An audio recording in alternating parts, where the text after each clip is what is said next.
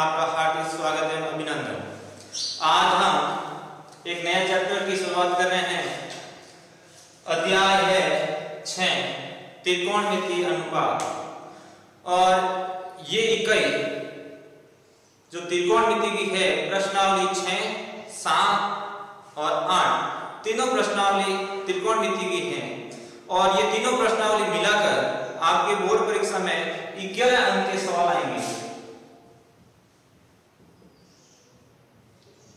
तो आपके लिए 11 अंक बहुत मायने रखते हैं, इसलिए आपको त्रिकोणमिति बहुत ध्यान से समझनी होगी।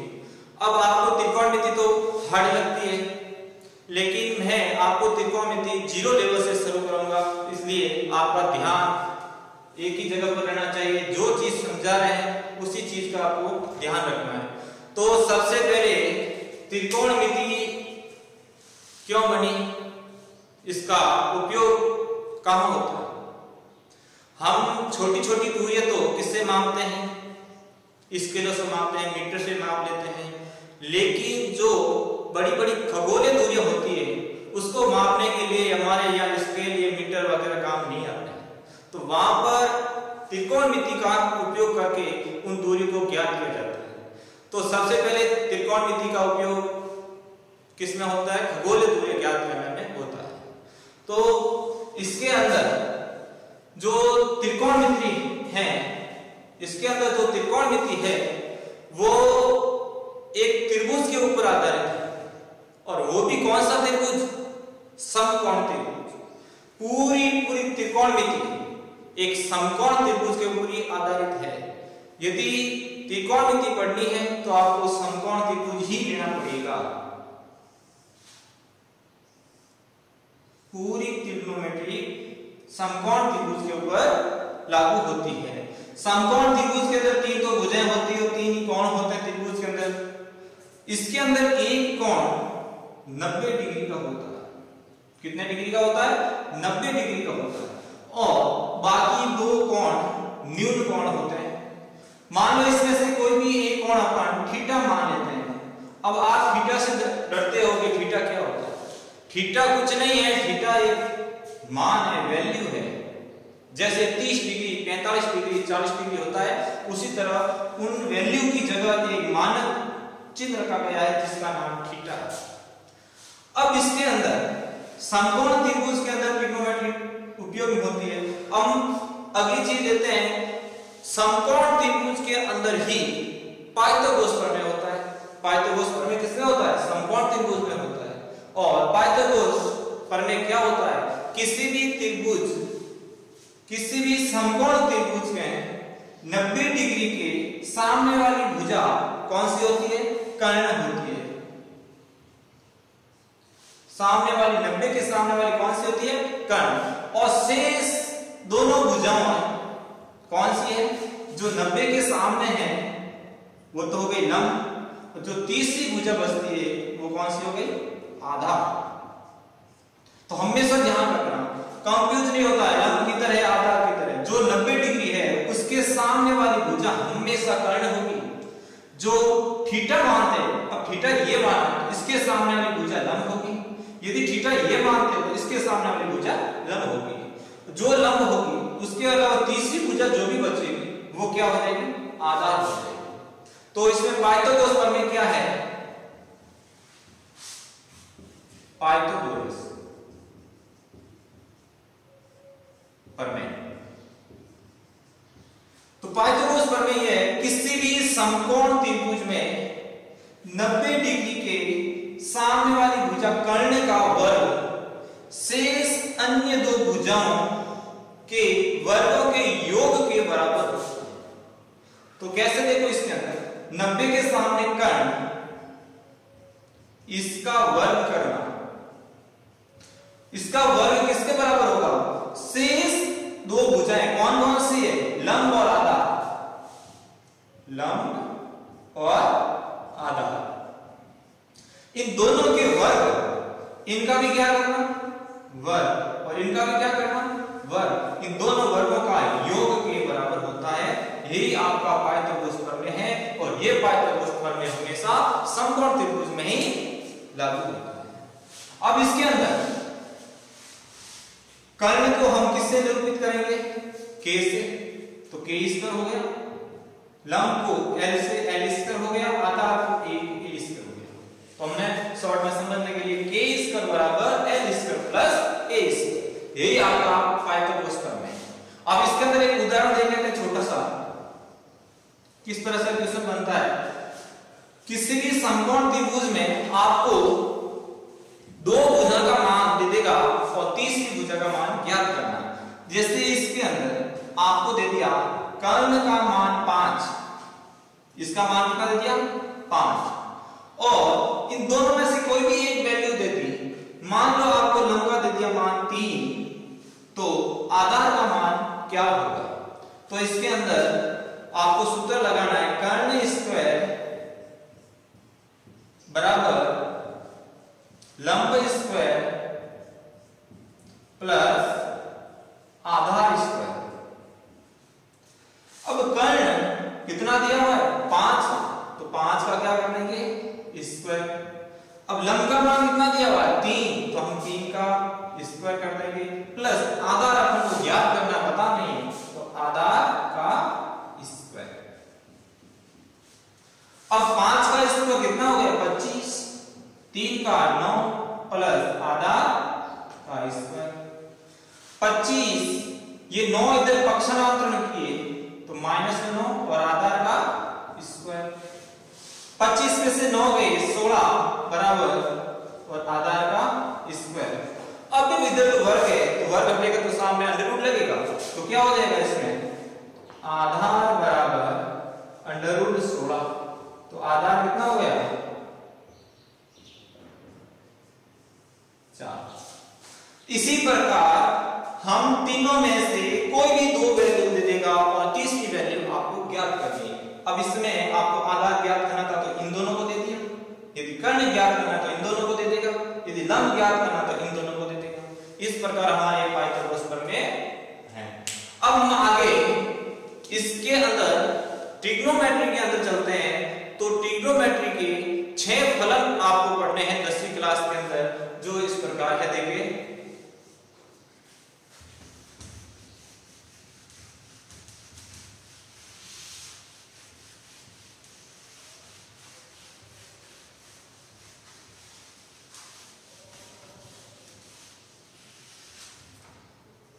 अब ट्रिग्नोमेट्री में देखिए फलन 6 फलन हैं।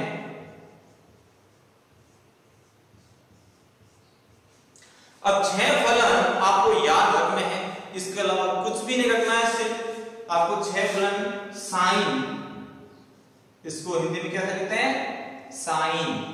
बोलने के लिए लिखा है मैंने, आपको याद रखना है, इसलिए आपको काम में यही लेना है, साइन। फिर है कॉस, फिर है टेन,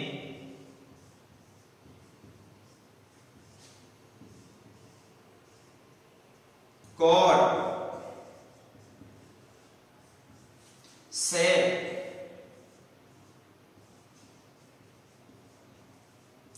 और कोसेक।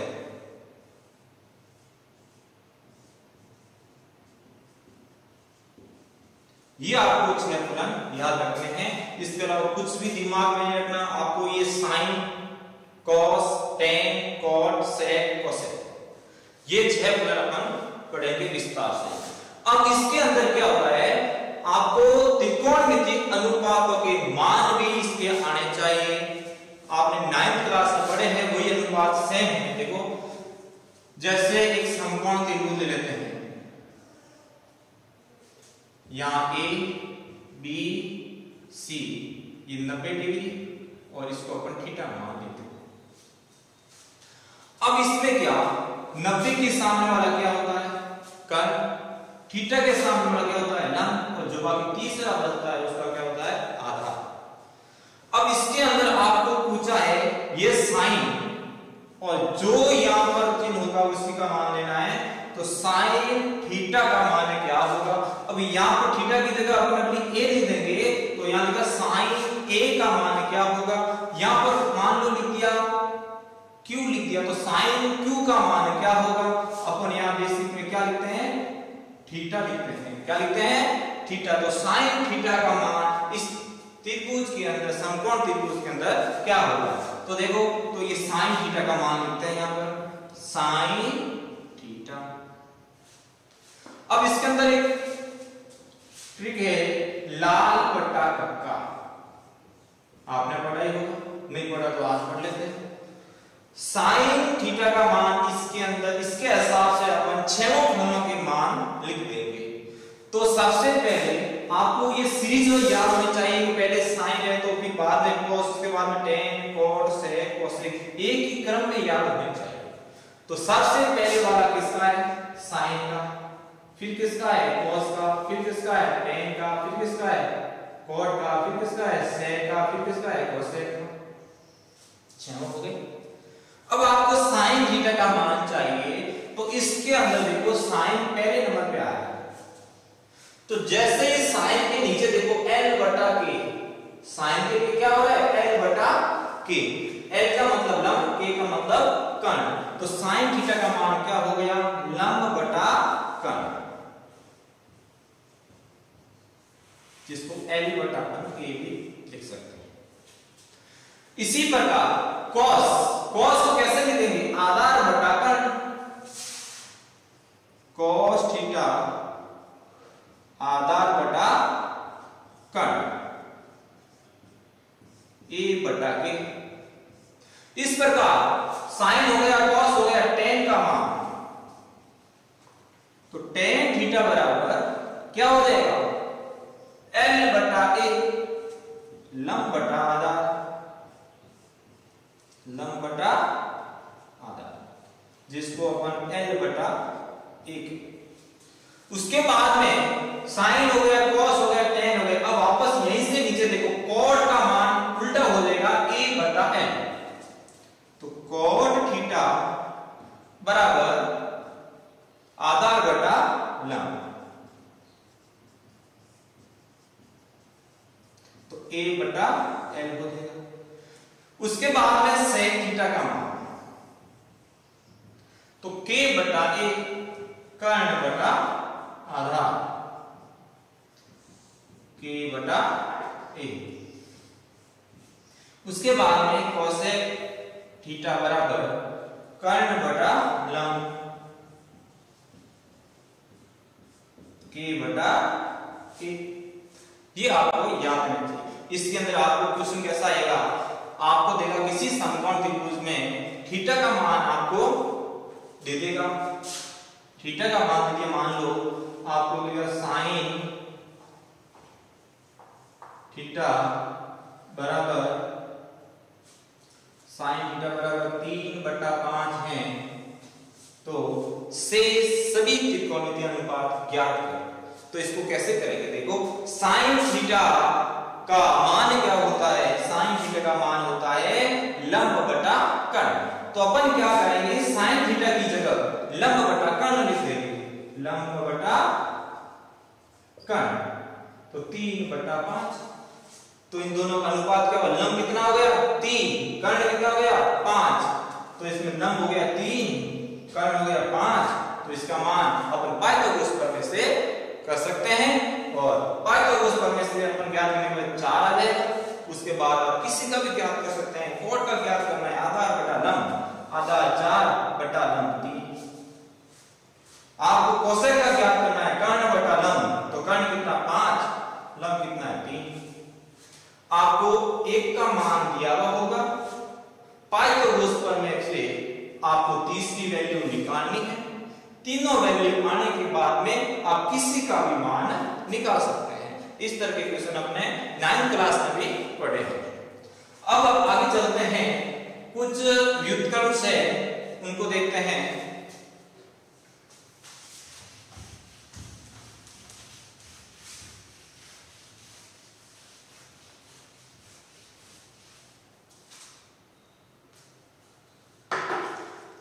अब हम व्युत्क्रम देखते हैं, त्रिकोणमितीय अनुपात के व्युत्क्रम।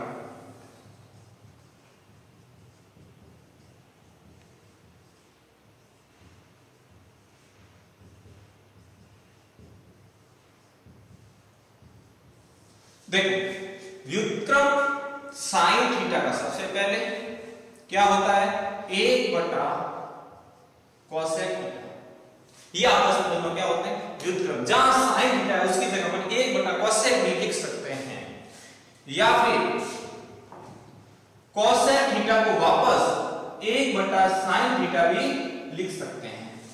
जहां कोसेक थीटा है वहां पर 1 बटा साइन लिख सकते हैं, और जहां साइन है वहां पर 1 बटा कोसेक लिख सकते हैं। उसके बाद में आता है cos थीटा बराबर 1 बटा सेक थीटा, या फिर सेक थीटा बराबर 1 बटा cos थीटा। जहां पर cos थीटा है उसकी जगह पर 1 बटा सेक थीटा भी लिख सकते हैं, और जहां सेक थीटा है वहां पर 1 बटा cos थीटा भी लिख सकते हैं। उसके बाद में tan थीटा बराबर 1 बटा cot थीटा, या cot थीटा बराबर 1 बटा tan थीटा। जहां tan थीटा होता है वहां पर 1 बटा cot थीटा लिख सकते हैं, और जहां cot थीटा है वहां 1 बटा tan लिख सकते हैं। अभी जस्ट पहले हमने लाल बटा कक्का में यही पढ़ा था। देखो ये sin cos tan cot sec cosec। देखो sin क्या है l बटा k, और cosec क्या है k बटा l। आपस में व्युत्क्रम है या नहीं? इसी प्रकार cos देखो आधार बटा कर्ण, और sec क्या है कर्ण बटा आधार। आपस में वैल्यू चेंज हो रही है, उल्टी हो रही है। tan का क्या होता है लंब बटा आधार, और cot का क्या होता है आधार बटा आधार। तो sin और cosec आपस में व्युत्क्रम होते हैं, cos और sec आपस में व्युत्क्रम होते हैं, tan और cot आपस में व्युत्क्रम होते हैं। ये आपको याद रखना।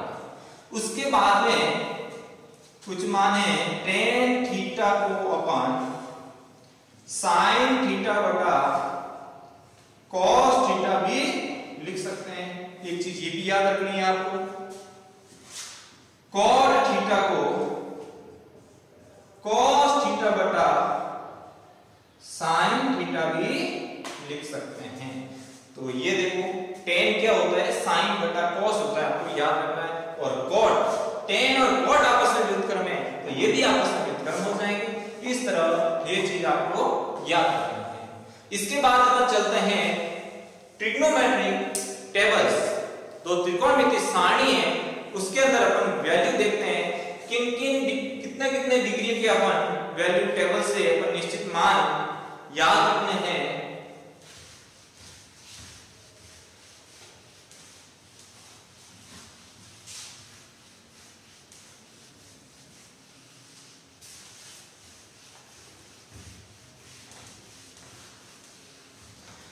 तो ट्रिग्नोमेट्रिक टेबल में अपन जो एक तो 0 डिग्री का मान,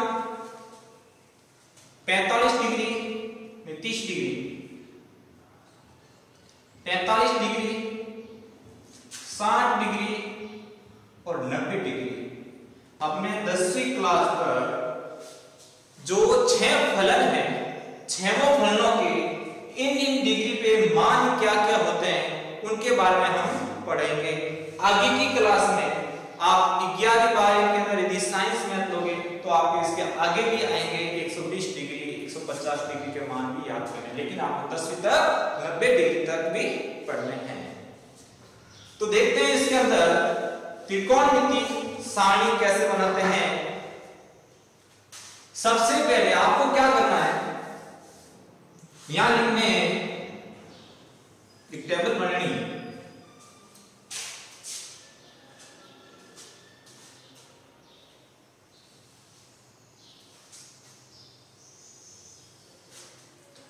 इसके अंदर तो हो जाएगा डिग्री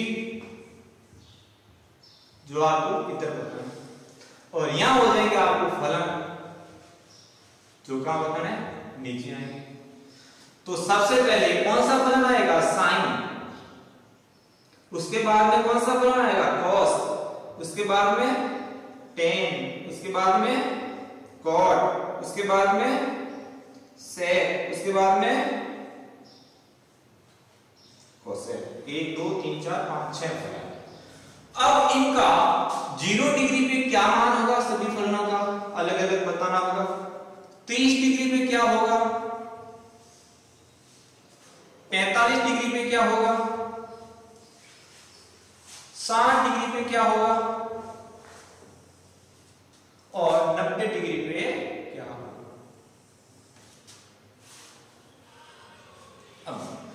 अब सबसे पहले अपन साइन थीटा की वैल्यू रखेंगे। आपको ट्रिक बताऊंगा, उसी ट्रिक से आपको याद रखना है। और ट्रिक आपको पहले से पता है तो अच्छी बात है, नहीं पता है तो अभी ध्यान से स्टेप को ट्रिक से समझ लेते हैं। आपको रटने की जरूरत नहीं है, इसको सीधा सीधा दिमाग में बैठाना है, किसको कैसे याद रह सकता है। तो सबसे पहले अपन क्या करेंगे, 1 के 4 भाग करेंगे। देखिए 1 के 4 भाग करेंगे तो सबसे पहले अपन लिखेंगे यहां 0, यहां लिखेंगे 1/4, यहां पर लिखेंगे आधा, यहां लिखेंगे 3/4 और यहां लिखेंगे 1। देखो 4 भाग हो गए, 1 2 3 4 भाग कर लिए, 4 भाग कर लिए।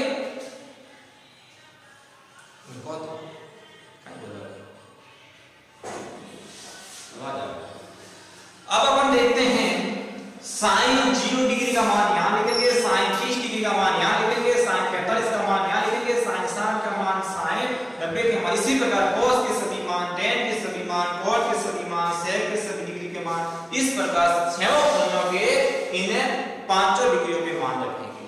तो सबसे पहले देखेंगे जो ये अपने 5 वैल्यू लिखी है ये आपको याद रखोगे। उसके बाद क्या करना है, सबके ऊपर अंडर रूट लगा, क्या लगा दो, अंडर रूट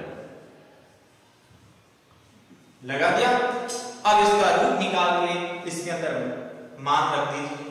सबसे पहले 0 का अंडर रूट क्या होता है, 0 तो होता है। 1/4 का अंडर रूट कैसे लिखेंगे, जैसे 1/4 ये, जैसे 1/4 है तो 1/4 को 1 का अंडर रूट तो 1 ही होता है और 4 का अंडर रूट क्या होता है, 2 होता है। इसी प्रकार 43 में क्या है, 1/√2, 1 का तो 1 ही होगा और 2 का √2 हो जाएगा। इसी प्रकार 60 का क्या होगा, 60 का हो जाएगा √3/2 और 1 का तो 1 ही होता है, √3 का 3 और 4 का 2 हो गया। ये आपको क्या क्या सबका रूट निकाल के इसकी वैल्यू यहां पर रखनी है। अब क्या करेंगे अपन, जो साइन के मान आए उसको वापस, ये सीधी लाइन है इसकी उल्टी लाइन वापस यहां लिखेंगे कोस में। तो इस 1 को क्या लिखेंगे, यहां लिखेंगे और इसको कहां लिखेंगे, यहां लिखेंगे √3/2 और इसको तो यहां लिखेंगे 1/√2। इसको कहां लिखेंगे, यहां, और इसको कहां लिखेंगे, यहां। अब साइन और कॉस का अपने मान आ गए। हमने थोड़ी देर पहले क्या पढ़ा था, tan थीटा को अपन sin थीटा बटा cos थीटा के रूप में लिख सकते हैं। तो यहां tan थीटा का मान कैसे आएगा, sin की वैल्यू बटा cos की वैल्यू। तो 0/1, 0/1, 0 में 1 का भाग देंगे तो कितना आएगा, 0 ही आएगा। तो यहां आ गया 0, ये आपको समझाने के लिए लिखा है। इसी प्रकार 1/2 में √3/2 का भाग देंगे, 1/2 के अंदर किसका भाग देंगे, √3/2। अब सीधा समझना चाहो तो इसके हर से इसको हर को काट दो, बाकी क्या बचा, 1/√3। यदि ऐसा समझ में नहीं आता 1/2 और ये भिन्न के नीचे भिन्न हो तो भिन्न उल्टी हो जाती है, तो ये 2 से 2 गया तो भी कितना बचा, 1/√3। आपको सीधा सीधा याद रखो, ऊपर भी भिन्न है नीचे भी भिन्न है तो हर काट सकते हैं, अंश काट सकते हैं। तो यहाँ हर 2, यहाँ 2 तो करके 1/√3। इसी प्रकार √2 से √2 कट गया, 1/1 क्या होता है, 1 होता है। 2 से 2 कट गया, √3/1, 1 में लिखते नहीं है। अब यहां पर 1 में 0 का भाग देना है किसी भी संख्या में शून्य से विभाजित करने पर उसका भाग अनंतवाद आता है, परिभाषित अपन नहीं कर सकते हैं। तो यहाँ क्या लिखेंगे? अनिर्धारित। क्या लिखेंगे? अनिर्धारित या अपरिभाषित, या इसको अनंत से भी आप सॉल्व कर सकते हैं। अब इसके बाद में कोड का मान क्या लिखेंगे? या तो tan का उल्टा व्युत्क्रम है, या फिर जो ये सीधी लाइन लिखी हुई है उसको इसमें उल्टी लिख दो। जिस प्रकार sin और cos की उल्टी लिखी थी, इसी प्रकार tan और cos में अपन उल्टा लिख लेंगे। अब ये अनंत कहां आ जाएगा? यहाँ पर। और ये कहां आ जाएगा? √3। और ये कहां आ जाएगा? 1। और ये आ जाएगा यहाँ पर, और ये 0 आ जाएगा। तो tan और cos के भी मान हो गए। इसके बाद अपन देखेंगे sec का मान। हमने थोड़ी देर पहले यही पढ़ा था, sec थीटा का व्युत्क्रम 1/cos थीटा होता है।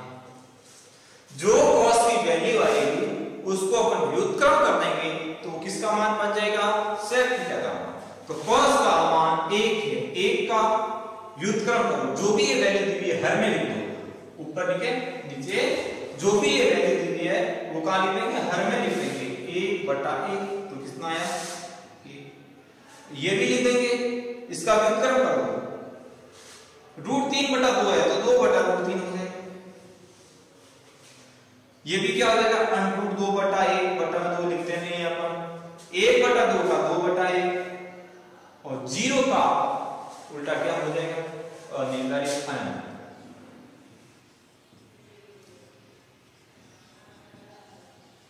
इस प्रकार अपन sec थीटा की वैल्यू निकालते। अब cosec थीटा की वैल्यू क्या करेंगे? sec थीटा की वैल्यू को उल्टा कर देंगे, उल्टी लाइन लिख देंगे। जो यहाँ पर ये अनंत वाली है वो यहाँ लिख देंगे, इसमें भी अनिर्धारित है, ये भी अनिर्धारित है।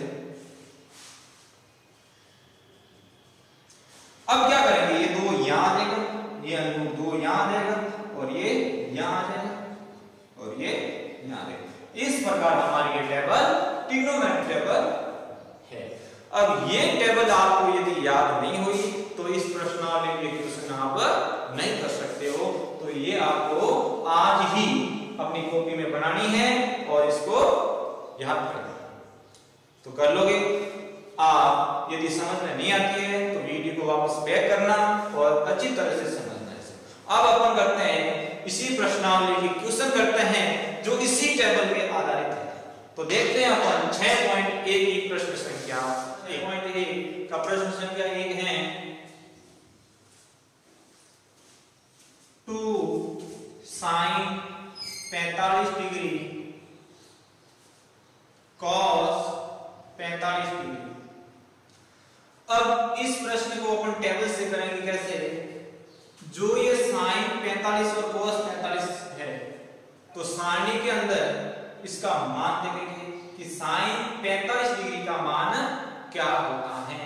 तो हमने टेबल पढ़ी थी 2 sin 45 का मान 1/√2। यहां बीच में कुछ नहीं है, मतलब डॉट। cos 45 का मान भी क्या होता है? 1/√2। अब इसको हल कर देंगे। 2 × 1 को 1 से गुणा किया, डॉट का मतलब है गुणा, √2 को √2 से गुणा किया तो क्या हो जाएगा? √2 × 2 2 × 1/√2 में 4। अब √4 को अपन हल करेंगे 2 × 1/2। √4 का रूट क्या होता है? 2 होता है। 2 से 2 गया तो आपका आंसर क्या आ गया? 1। अब कैसा भी प्रश्न आ जाए आपको जो यहाँ पर जितने डिग्री का मान दिया हुआ है, जो अनुपात जिसका अनुपात दिखना है वो उसका मान लिखना और हल करना है, आपको कैलकुलेशन करनी है। इस प्रकार दूसरा प्रश्न देखते हैं। cos 45 degree cos 60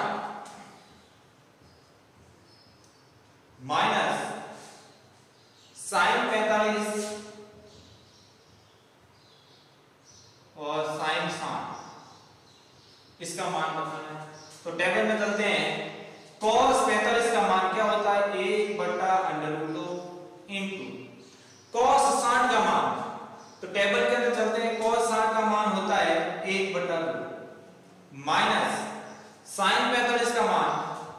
1/√2 into sine 60 का मान √3/2।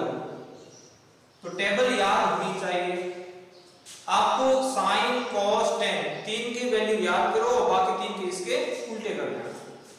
अब इसको हल करते हैं। ऊपर वाले 1 को 1 से गुणा किया और 2 को √2 से गुणा किया, 2/2 हो जाता है, माइनस इसको भी √3 को 1 से गुणा किया √3 और बटा इन दोनों का गुणा किया 2/2 हो जाता है।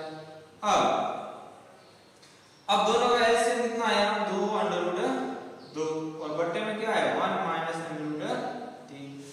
तो इस तरह हमारा इसका वैल्यू रखना, हमारा आंसर 1 -√3/2/2। इस प्रकार हम तीसरा प्रश्न देखते हैं। संख्या 3 sine square 30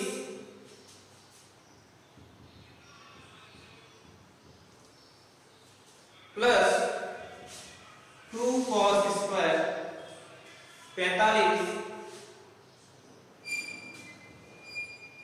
plus 3 tan square 60 plus 3 tan square 60। अब इसका मान ज्ञात करेंगे तो साइन स्क्वायर 30, तो सबसे पहले साइन 30 का मान क्या होता है टेबल के अंदर देखते हैं 1/2 और इसका भी क्या है स्क्वायर प्लस 2 cos 45 का मान होता है 1/√2 और इसका भी क्या है whole square plus 3 tan square 60, tan 60 का मान होता है √3 और इसका भी क्या है तो 1 का स्क्वायर 1, 2 का स्क्वायर 4 प्लस 2 का 2, 1 का स्क्वायर 1, √2 का स्क्वायर क्या होता है, हमेशा ध्यान √2 के ऊपर या रूट के अंदर कोई भी संख्या और इसके ऊपर स्क्वायर है तो रूट से स्क्वायर कटता है तो अंदरूनी वैल्यू है वो बच जाती है कि √2 को √2 से गुणा करता है तो 2 आता है प्लस 3 √3 को √3 से गुणा करते हैं तो 3 आता है। तो क्या हो जाएगा 1/4 प्लस ये 2 से 2 तो गए तो यहां क्या बच गया 1 3 तिया 9 9 और 1 10 1/4 प्लस 10 तो इसका आंसर हो जाएगा 10 sign 1/4।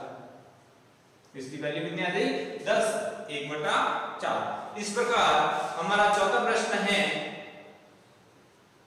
3 sin 60 minus 4 sin cube 60।